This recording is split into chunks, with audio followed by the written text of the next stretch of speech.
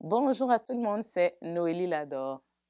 Dans la parole de Dieu, il est dit dans Marc, le chapitre 9, que un jour Jésus a rassemblé ses disciples et a dit à ses disciples que voilà, le temps est arrivé et là, bon, il devait souffrir et mourir.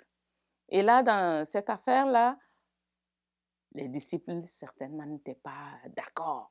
Et ils se disaient, non, comment notre maître va mourir? Non, non, non, non, non, non, nous ne sommes pas d'accord. Et là, Jésus prend le temps de leur donner des conseils. Et dans ces conseils, il dit, que sert-il à un homme de gagner le monde s'il perdait son âme? Gagner le monde et perdre son âme. Que sert-il à un homme de gagner le monde s'il perdait son âme? Qu'est-ce que ça veut dire gagner le monde? Quand on parle de gagner le monde, on parle de tout ce que nous pouvons avoir sur cette terre, les honneurs, la gloire, l'argent, les voitures, les maisons, les femmes, les hommes, et tout ce que nous pouvons avoir sur cette terre. Et nous, qui nous pousse à dire, waouh, moi j'ai réussi dans la vie, j'ai réussi, j'ai gagné quelque chose dans la vie. C'est ça, gagner le monde. Et on voit même des présidents qui ont eu toutes sortes d'honneurs, toutes sortes de gloires. Mais quelquefois, ces personnes, au soir de leur vie, se posent pas mal de questions. Est-ce que c'est ce que je devais faire? Est-ce que j'ai fait ce qui était agréable de faire? Est-ce que j'ai vécu ma vie comme il se devait? Certes, j'ai eu les honneurs. J'ai mangé toutes sortes de nourriture que je pouvais manger. J'ai eu tout ce que je pouvais avoir. Mais,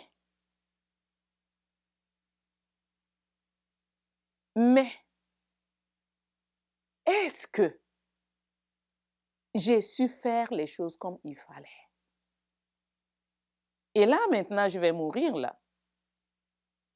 Qu'est-ce qu'il y a après la mort? Qu'est-ce qui m'attend? Où s'en va mon âme? Où s'en va mon âme? Eh oui, eh oui, eh oui.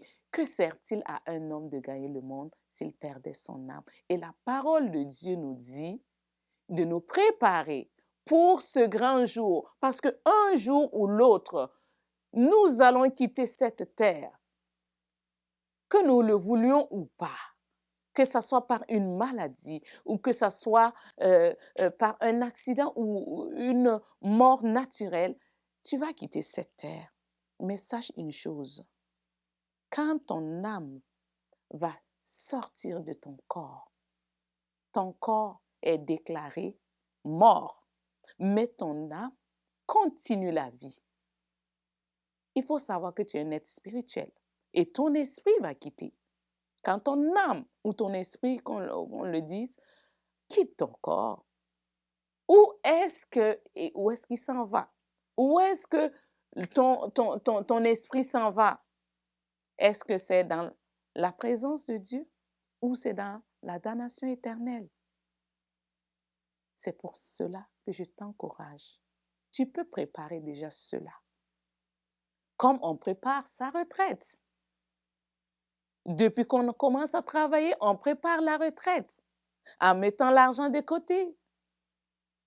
Tu peux préparer aussi ton âme pour qu'à la fin, quand tu vas quitter cette terre et te retrouver devant le roi des rois, le Seigneur des seigneurs, Jésus-Christ, qu'il puisse te dire, bon et fidèle serviteur, entre dans la joie de ton maître parce que tu as fait de bons choix, parce que tu as réussi à faire les choses comme il fallait.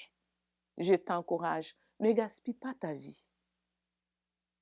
Ne gaspille pas ta vie. Tu peux impacter la vie des autres. Tu peux faire de bons choix.